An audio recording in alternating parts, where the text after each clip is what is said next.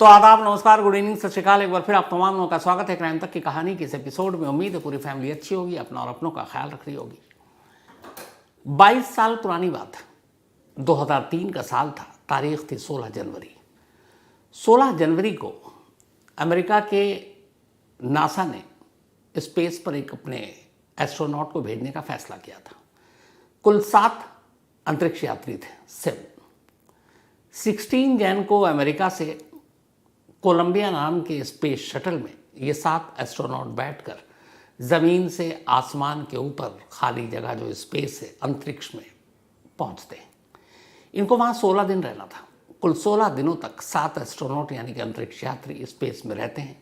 वहाँ जो ISS है, इंटरनेशनल स्पेस स्टेशन, वहाँ रहकर ये सारा रिसर्च करते हैं। इनकी वापसी की तारीख पहले से तय थी कि 16 दिन के बाद 1 फरवरी 2003 को इन सभी को धरती पर लौटाना था। 1 फरवरी 2003 को उसी कोलंबिया स्पेस शटल से नासा के अब ये सारे वहाँ बैठते हैं, सवार होते हैं इंटरनेशनल स्पेस स्टेशन से, फिर अनडॉक होता है और अब इनके वापसी का सफ़र शुरू हो जाता है। इस सफ़र में लगभग 17 घंटे लगने थे। नीचे नासा के हेडक्वार्टर में बाकायदा मॉनिटर किया जा रहा था इस कोलंबिया शटल को, और इससे पहले कोलंबिया करीब 28 बार उड़ान भर चुका था स्पेस के लिए और सारे कामयाब थे। तो अब ये वापसी की तारीख है 1 फरवरी को। सब कुछ ठीक ठाक, सही उड़ान वहाँ से शुरू हुआ अंतरिक्ष से। अब धरती की तरफ ही आ रहे हैं। लेकिन जैसे ही पृथ्वी के वायुमंडल में इस स्पेस शटल को एंटर करना था, यानी कि स्पेस तो आपको पता है जहाँ ज़ीरो ग्रेविटी, कोई गुरुत्वाकर्षण नहीं है, और पृथ्वी की अपनी एक पूरी वायुमंडल है यहाँ पे। तो जब 2 चीज़ें होती हैं, एक एकदम ज़ीरो ग्रेविटी और उसके बाद आप धरती के वायुमंडल में, तो बहुत चीज़ें बदल जाती हैं। बहुत तेज़ हवा और गर्म हवा का सामना करना पड़ता है। कोलंबिया का सफ़र अब तक ठीक ठाक था, लेकिन जैसे ही उन्होंने पृथ्वी के वायुमंडल में प्रवेश किया, बल्कि प्रवेश भी नहीं किया, कुछ दूरी पर थे, अचानक नासा हेडक्वार्टर से कोलंबिया का कांटेक्ट टूट जाता है, संपर्क टूट जाता है। अब संपर्क टूटने का मतलब सब समझ रहे थे। सन्नाटा पसर जाता है।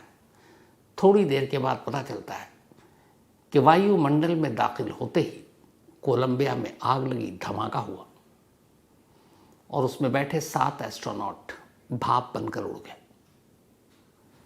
उन 7 में से एक कल्पना चावला थी, हमारे देश की। ये बात 2003 1 फरवरी की है। मतलब 22 साल बीत चुके हैं। 22 साल के बाद अब अमेरिका समेत, हमारे देश समेत पूरी दुनिया की निगाहें इस वक्त उसी अंतरिक्ष पर हैं। और वजह यह है कि एक और इंडियन ओरिजिन, भारतीय मूल की सुनीता विलियम्स करीब 9 महीने और 13 दिन रहने के बाद अंतरिक्ष से वापस घर लौट रही हैं, धरती लौट रही हैं, हमारी इस दुनिया में लौट रही हैं। और उनके साथ एक और साथी हैं, और इसके अलावा 2 और साथी हैं जो पहले से वहाँ थे। तो कुल 4 लोग लौट कर आ रहे हैं। एक विच बुलमर और सुनीता विलियम, ये साथ ही गई थी। और अब इन्हीं की वापसी का पूरी दुनिया को इंतज़ार है। और इस वक्त जब मैं आपको ये कहानी सुना रहा हूँ, ये दोनों एलन मस्क के स्पेस एक्स शटल में मौजूद हैं और 4 लोग वहाँ से लौट कर आ रहे हैं इस बार भी। और इन 4 का सफ़र अभी जारी है। 17 घंटे में ये सफ़र पूरा होना है।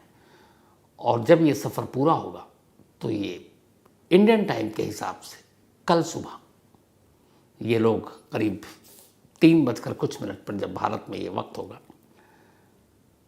तो अमेरिका के एक समंदर में लैंड करेंगे, यानी स्पेस एक्स जो शटल है। 17 घंटे का सफ़र है। इसमें से कई घंटे निकल गए हैं, अब कुछ घंटे और बाकी हैं। अब सवाल ये है कि इनकी वापसी कैसे हो रही है और सुनीता विलियम और विच बुलमर को वहाँ पर इतना वक्त क्यों लगा। तो ये पूरी कहानी आपके सामने पेश है। असल में 5 जून 2024 को सुनीता विलियम स्पेस पर गई थी बुच विलमोर के साथ, और इनको सिर्फ वहाँ पे 8 दिन रहना था।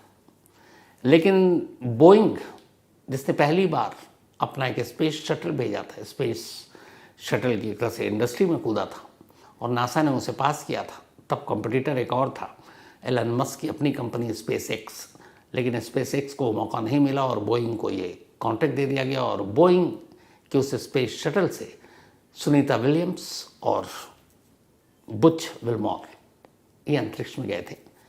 तारीख थी 5 जून 2024, दोनों को 13 जून 2024 को लौट आना था, लेकिन उसके थस्टर में कुछ खराबी आ गई, हीलियम गैस लीक होने लगा और धीरे धीरे ये हुआ कि अब 20 दिन, फिर 25 दिन, फिर 1 महीना, फिर 3 महीना, 6 महीना, तारीख पे तारीख, तारीख पे तारीख, लेकिन सुनीता विलियम और विल्मोर की वापसी पता ही नहीं था कि कब होगा।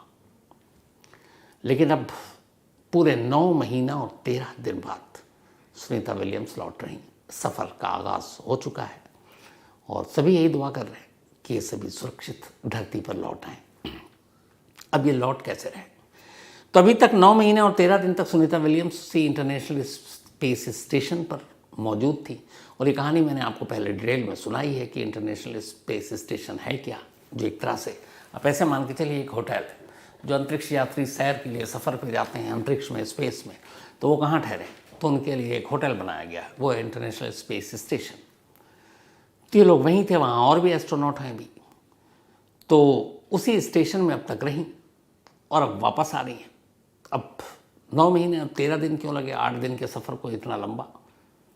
तो उसकी वजह आपको बताई कि जो बोइंग का स्पेस शटल था या स्पेस क्राफ्ट जिसको कहते हैं, वो ख़राब हो गया था और अब एलन मस्क की पहल पर उन्होंने ये ऑफ़र दिया था और जब जो बाइडन थे तब भी ऑफ़र दिया था, लेकिन फिर उन्होंने एक इंटरव्यू में ये कहा था कि मामला पॉलिटिकल हो गया है और बाइडन की वजह से ये वापसी में देरी हुई है और अब वो ट्रंप को क्रेडिट दे रहे हैं।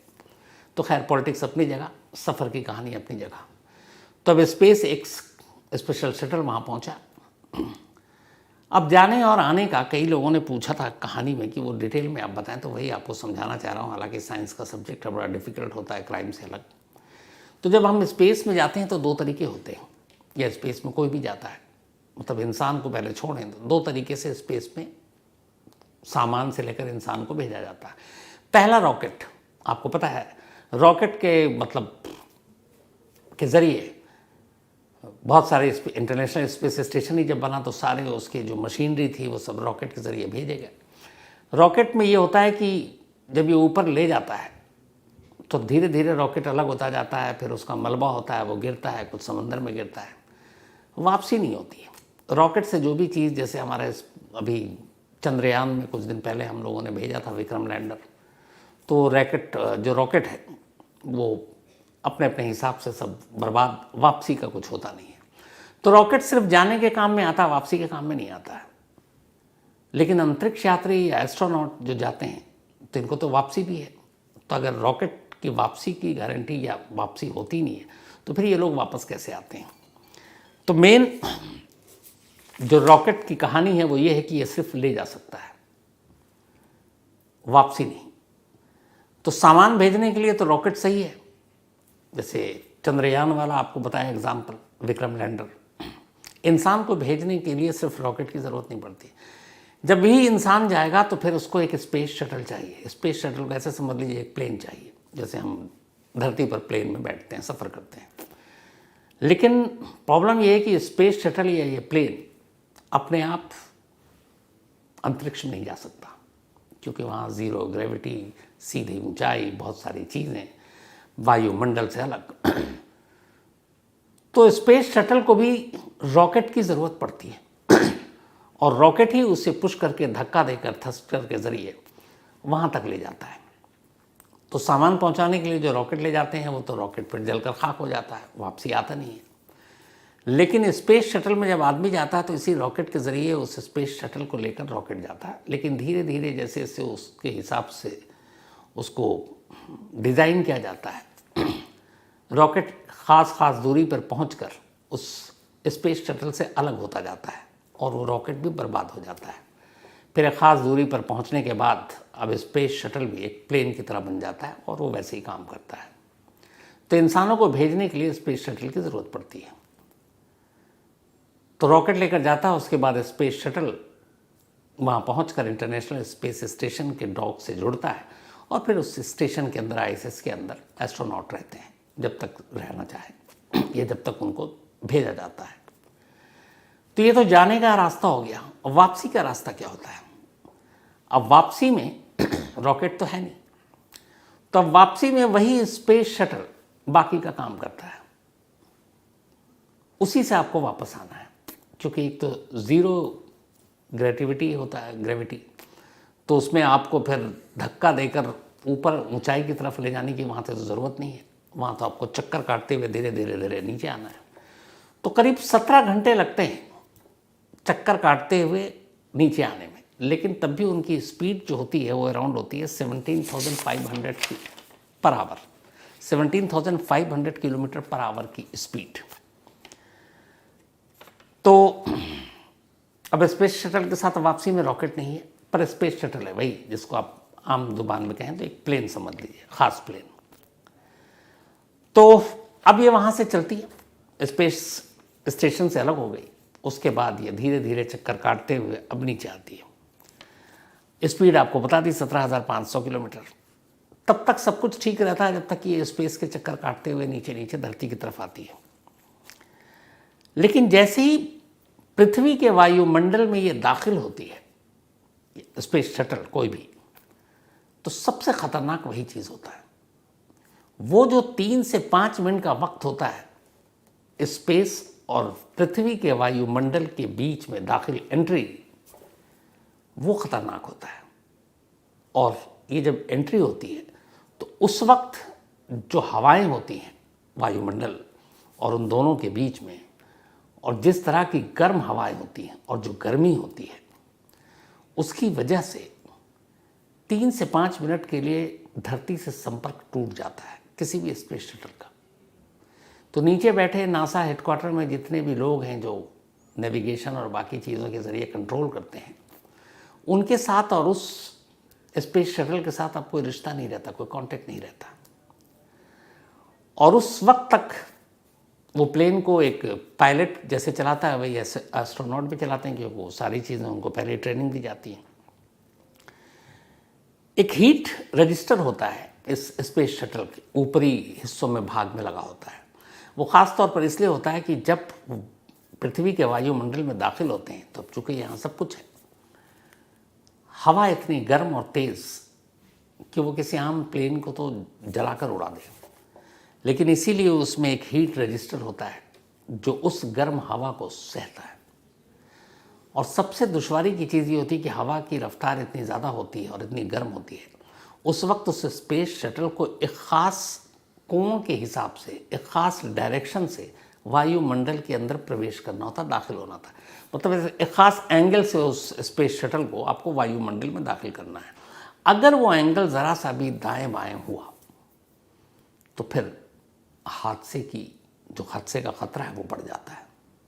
तो इसीलिए वो उसी एंगल के हिसाब से आपको वायुमंडल में दाखिल होना है। तो अब जब आप वायुमंडल में दाखिल होते हैं, उसके बाद धीरे धीरे जब आप धरती के करीब आते हैं तो फिर समझिए कि अब सब कुछ ठीक है। लेकिन फिर एक ख़तरा बचता है और वो है लैंडिंग का। लैंडिंग 2 तरह से होती है। एक, जैसे प्लेन रनवे पे लैंड करता है किसी भी एयरपोर्ट पे, आपने देखा होगा, तो नासा के भी अपने कई हैं ऐसे रनवे, वैसे भी किसी रनवे पे आप लैंड करा सकते हैं। एक दूसरा होता है समंदर में इसको लैंड कराना, और कई ऐसे पहले मिशन हुए जिसमें समंदर में लैंड कराते हैं। हालांकि समंदर में लैंड कराने में खतरा ये भी होता है कि स्पेस शटल और उसमें बैठे हुए एस्ट्रोनॉट के डूबने का भी खतरा होता है। लेकिन नेविगेशन इस तरह से होता है कि जहाँ पर लैंड करना वहाँ से पहले ही सारी रेस्क्यू ऑपरेशन, तमाम जहाज़, वो सब कुछ मुस्तैद रहते हैं। तो जब स्पेस शटल लैंड करता है तब इसकी स्पीड, जो हमारे प्लेन जो हम लोग जिसमें सफ़र करते हैं उसके तो रनवे पे स्पीड कम हो जाती है, लेकिन स्पेस शटल की स्पीड लैंडिंग के वक्त बहुत ज़्यादा होती है। इसीलिए उसके पीछे आपने कई बार देखा होगा तस्वीरों में, वीडियो में, एक पैराशूट होता है बड़ा सा लगा हुआ। तो जैसे ही वो लैंड करता है उस पैराशूट के ज़रिए उसकी स्पीड को कंट्रोल किया जाता है और कम किया जाता है, और फिर वो समंदर के अंदर उसको लैंड कराया जाता है और आसपास बाकी बचाव दल और सारे लोग रहते हैं, फिर उनको बाहर निकाला जाता है और फिर ले जाया जाता है। तो ये पूरा एक तरीका है स्पेस से किसी भी एस्ट्रोनॉट को लाने के लिए। तो ये तो हो गया तरीका। अब जब भी आपने देखा होगा एस्ट्रोनॉट यहाँ से जाते हैं और वहाँ से वापस आते हैं तो वो ऑरेंज कलर की एक ड्रेस पहने रहते हैं, स्पेस सूट जिसको कहते हैं। स्पेस जो सूट होता है उनका, वो बहुत ही ख़ास डिज़ाइन किया हुआ होता है, उसमें बहुत सारी चीज़ें होती हैं एक एस्ट्रोनॉट की जान बचाने के लिए। लेकिन आपने कभी ध्यान दिया होगा कि जब स्पेस पे कोई भी एस्ट्रोनॉट जाता है और या वहाँ से वापस आता है तो हमेशा ऑरेंज कलर का स्पेस सूट पहने होते हैं। लेकिन आपने देखा होगा कि जब वो स्पेस में पहुँच जाते हैं, सुनीता विलियम्स की आपने, और वो स्पेस वॉक करते हैं या वहाँ रिसर्च कर रहे होते हैं, तो फिर वो वाइट सूट पहने होते हैं। यानी आने और जाने सफ़र के दौरान ऑरेंज कलर का और स्पेस में वाइट कलर का, इन दोनों रंगों की खासियत है। वजह यह है कि स्पेस यानी अंतरिक्ष में बहुत गहरा और घुप अंधेरा होता है, वहाँ रोशनी नहीं है। तो उस अंधेरे की वजह से जो एस्ट्रोनॉट होते हैं उन्हें वाइट सूट पहनाया जाता है ताकि अंधेरे में भी उस सूट की चमक, सफ़ेदी ये बता सके कि हमारा एस्ट्रोनॉट इस वक्त कहाँ पर है। तो वाइट सूट निशानदेही करता है कि अंधेरे में भी ये एस्ट्रोनॉट किस वक्त कहाँ पर है। सेम ऑरेंज सूट सफ़र के दौरान आने और जाने में इसलिए पहनाया जाता है कि अगर कभी कोई हादसा हो जाए तो उस ऑरेंज और उस चमकते हुए सूट की वजह से मॉनिटर पर और बाकी जगह निशानदेही की जा सके कि इस वक्त वो कहाँ पर है, तो उन कपड़ों से पहचाना जा सके उसका लोकेशन। तो इसीलिए दो अलग अलग रंग के कपड़े पहनाए जाते हैं। तो जो मैंने बताया जिस तरीके से अब वो आना है, उस आने की टाइमिंग और सफ़र की शुरुआत कैसे हो गई। स्पेस एक्स जो एलन मस्क का, ये संडे को ही यहाँ से रवाना हो गया था अमेरिका से, सुनीता विलियम और उनके साथियों को लेने के लिए। 18 मार्च वहाँ जाने के बाद संडे को, अब 18 मार्च आज की बात कर रहा हूँ, वहाँ जाकर वो आईएसएस इंटरनेशनल स्पेस स्टेशन के डॉक से जुड़ गया और उसके बाद अब विदाई समारोह वहाँ शुरू हो गया। अब 18 मार्च यानी आज सुबह 8:15 पर जो वापसी जैसे स्पेस शटल में होनी है उसका दरवाज़ा बंद किया गया। उसके अंदर सब कुछ, ये जो चारों एस्ट्रोनॉट हैं वो आ रहे हैं, अब उस स्पेशल यान में या स्पेस शटल में बैठ चुके थे। सुनीता विलियम, उनके बाकी के 3 साथी जो गए थे, विलमोर, वो 2, तो ये सभी बैठ चुके। इनके बैठने के बाद सारी चीज़ें चेक की गई कि दरवाज़ा ठीक से बंद हो गया है, कोई ख़तरा नहीं है। फिर उसके बाद 10:35 पर 8:15 पे ये लोग बैठे उस स्पेस शटल में। उसके बाद सब कुछ देखा गया कि सब ठीक है, कहीं से कोई कुछ प्रॉब्लम नहीं है टेक्निकल। देन उसके लगभग 2.5 घंटे के बाद 10:35 पर इंटरनेशनल स्पेस स्टेशन से ये स्पेस एक्स का शटल प्लेन अलग हो गया, मतलब इस आईएसएस से भी अलग हो गया, अब तक उसी के साथ जुड़ा हुआ था।